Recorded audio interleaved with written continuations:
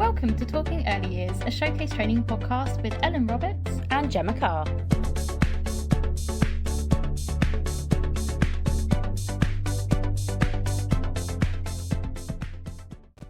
Hello and welcome to today's Talking Early Years podcast. This is our fourth episode in our Safeguarding Short series.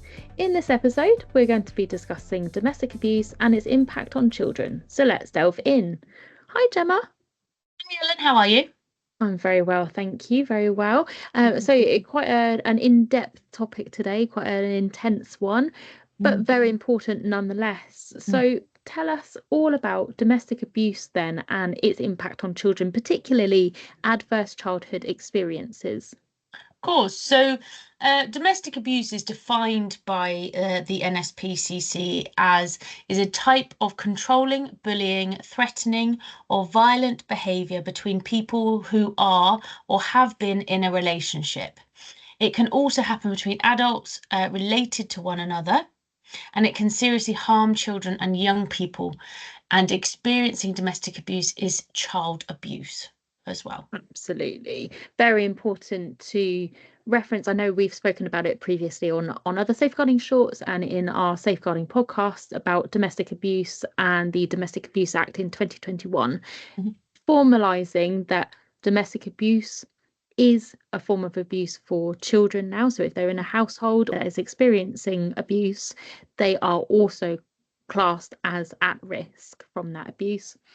And I think it's an important note to make that domestic abuse, and again, I know we've mentioned it previously, but an updated term there that we are referring to abuse, not just domestic violence, because it encompasses everything from emotional, physical, sexual, economic, coercive control and psychological abuse, such as things like hitting and kicking, controlling finances, controlling behaviour, like stopping somebody from wearing what they would like or seeing family, maybe reading texts, emails or letters in an over-the-top way, not just a normal everyday kind of way. This is a threatening way or something to control somebody. And it could even be things like threatening to harm other family members, pets, children, anything that you as an individual may love to control you.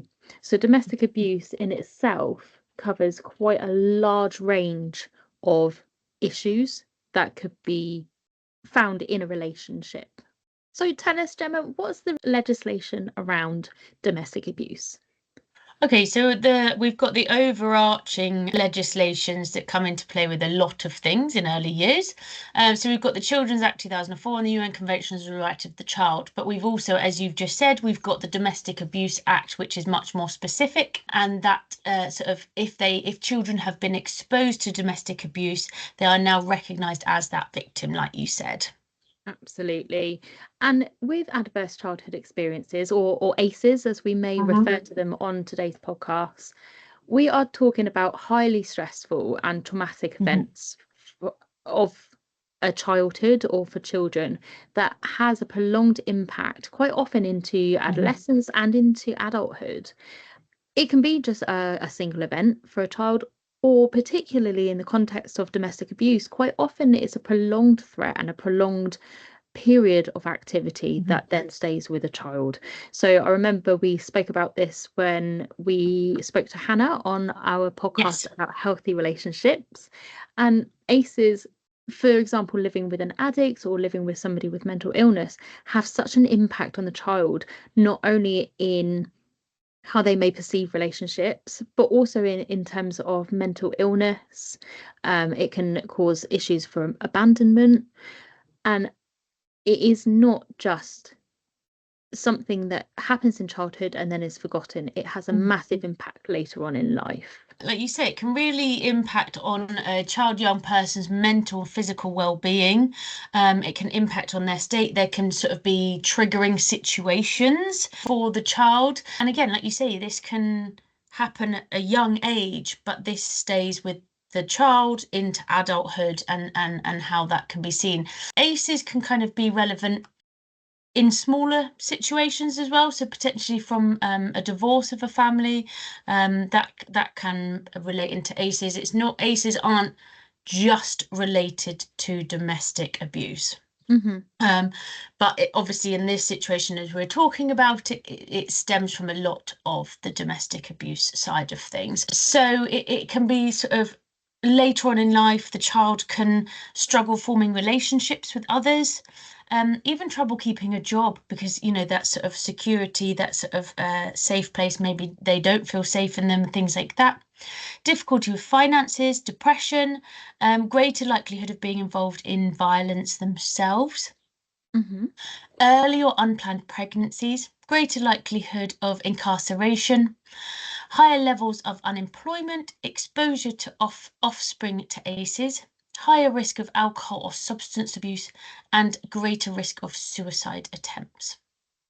Absolutely staggering, really, the impact somebody else's actions can have on another. And I think all of these safeguarding shorts is something that is very much prominent in our discussions, is that it is not an isolated incident. No. That we're talking about when we're thinking about safeguarding in general as a topic, and when we are looking as practitioners at signs and indicators of abuse, it's not always obvious, or you aren't always seeing the right at the end of that journey, or a big incident that's happened, a bruise, whatever it might be. Quite often it's these incremental activities by another that causes the abuse. Abuse, I think, again, in terms of domestic abuse as well, quite often, yes, there are the big incidents where somebody has hit somebody or killed somebody or anything massive, those big events. But it is also what's perceived as lower level events that go over a period of time. So, name calling or controlling finances or controlling who mobile people phones. Absolutely. Tracking people and significant others and their whereabouts. They are seen as lower level because it's obviously not in the same category as things like extreme violence and sexual harm. However, they still contribute to that overall, and quite often have even longer lasting psychological damages, because if it's over a period of time rather than one incident, I don't think we can compare one to the other as being worse than another. No. They are individual circumstances that need to be treated as such.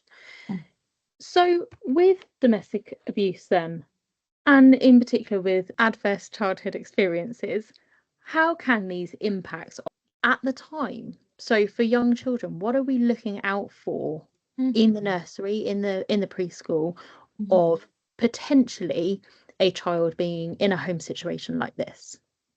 So a lot of it, again, like safeguarding does, and like a lot of things in early years, like they merge together. So you might be seeing child particularly withdrawn in the setting, changes of behaviour, regression in their progress. So it could be they are potty trained and they start having accidents regularly.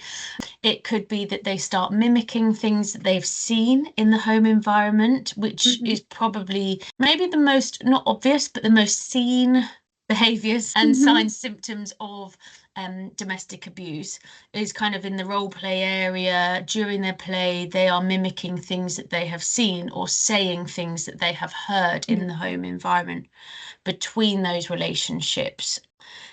Or it could be even they have got those bruises, and again, kind of verging into that physical abuse, kind of touching on those signs and symptoms as well. Also, being very aware when we're talking about domestic abuse is, yes, we're talking about ACEs, but also at this point in time, we need to be acknowledging the fact that we are working as a team and seeing our peers, our team, our fellow adults, as well as our parents, how, if we're seeing any changes with them with these signs or symptoms towards domestic abuse, and knowing how we can support or work with the parents if they are experiencing domestic abuse, or if we've got any concerns with the child, as what we've seen from them. So where's that coming down from?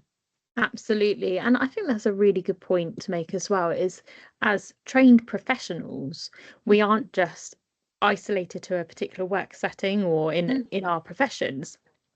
We are looking out for others in society, and it's part of that wider understanding of domestic abuse to look out for our friends, families, your next door neighbour, or somebody down the road that you've noticed a change in. These conversations can be obviously very difficult to have, and it's important to know who to go to and what you can do about it. But first of all, understanding and recognizing those indicators and who may be at harm is absolutely the first step in trying to protect other people. So if you did have any concerns, what could you do? Where could you go? Or how could you advise that person? So as always, there is your DSL from setting. There is the showcase training DSL that you can reach out to yourself, Ellen. And there are the DSLs. We've got MASH and LADO that are always available as well. And again, if it is a parent, if it is a member of staff, you can still go to those people. Just because it's not a child, you can still go to those people to seek for that advice or guidance. Similarly, generally, us as people and as our own personal well-being, a lot of local pubs and restaurants have got the Ask Angela campaign, so you can ask that certain name and the staff will support you if you're out in an environment where you feel unsafe of that. That's something, but they can be used also if it's somewhere where you've left an environment and you need to seek help immediately, or the police as well. Absolutely, some really good advice there. And I think for further reading and things, the NSPCC is a fantastic resource, especially for children.